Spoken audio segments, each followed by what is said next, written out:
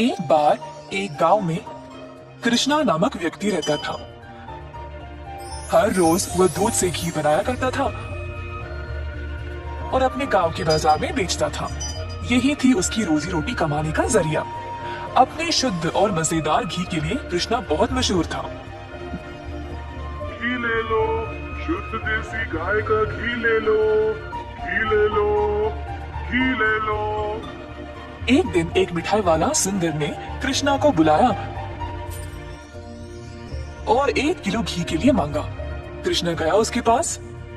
कृष्णा भाई, मुझे 1 किलो घी चाहिए। कृष्णा घी को तोलने लगा।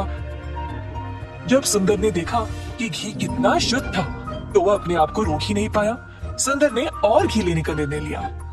रुको कृष्णा, मुझे तुम 1 नहीं 2 किलो घी दे देना।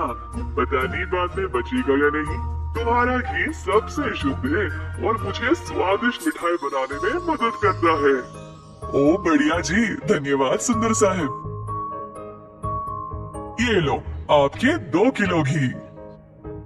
सुंदर ने खुशी से घी लिया और फिर दोनों अपने अपने रास्ते चले गए। जैसे कृष्णा चलता गया, गांव के लोग उसको एक एक करके घी खरीदने बुला रहे थे। दोपहर तक सारी घी बिक चुकी थी, क्योंकि वो घी था ही इतना स्वादिष्ट। अपनी कमाई लेकर कृष्णा अपने भाई कुशल के पास दूध खरीदने गया, ताकि वह अगले दिन के लिए और घी बना सके। हर रोज कुशल देखता था कि उसका भाई बहुत घी बेचकर अच्छा पैसा कमा रहा था और उसका कारोबार दिन पे दिन और भी ज्यादा बढ़ने लगा। भाई, मुझे 5 लीटर दूध चाहिए घी बनाने के लिए। ओह, अभी तो मेरे पास नहीं है। 5 लीटर? क्यों ना तुम शाम को आ जाओ, मैं तुम्हारे लिए बाजू में रखूंगा। कृष्णा के निकलने के बाद कुशल की पत्नी उसके लिए पानी लेके आई। देखा कमला, कृष्णा की तो किस्मत ही बदल रही है। दोपहर में ही इसने सारी घी बेच डाली और दूध के लिए वापस आया था। आप तो सारा दूध इनको ही दे देते हो ना, क्यों ना इस बार आप दूध में थोड़ा सा पानी मिला के दो। इस तरह हम भी ज्यादा पैसा कमा सकते हैं। कुशल ने अपनी पत्नी की बात मान ली और शाम को जब वह गाय से दूध निकालने गया, तो उसने दूध में पानी डालकर कृष्णा के लिए बाजू में रखा। अब कुशल रोज यही करने लगा। धीरे धीरे वह पानी की मात्रा और भी बढ़ाने लगा। अब कृष्णा इस बात से अनजान समझ नहीं पाया कि उसके घी की शुद्धता दिन पे दिन कम क्यों होती जा रही।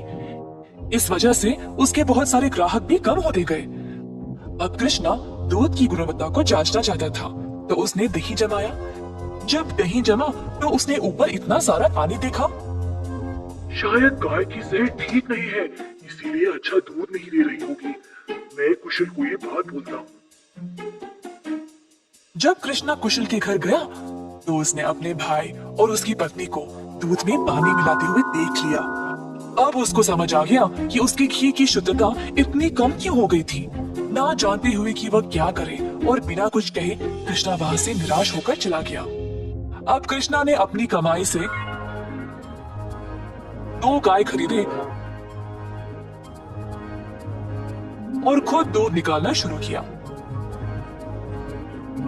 अब फिर से कृष्णा अच्छी वाली शुद्ध घी बनाने लगा। कृष्णा ने अपनी एक छोटी सी दुकान खोल ली, जहाँ पे वो शुद्ध देसी घी बेचने लगा। उसी समय सुंदर उसके पास आया और बोला, हाय कृष्णा, पिछले कुछ दिनों से घी कुछ ठीक नहीं है। मेरे मिठाइयों के लिए अच्छे ग्राहक थे, केवल आपकी शुद्ध घी की वजह से। उम्मीद है अब आप अच्छा घी बना रहे हो। मैं चाहता हूँ कि मेरे ग्राहक वापस आ जाए।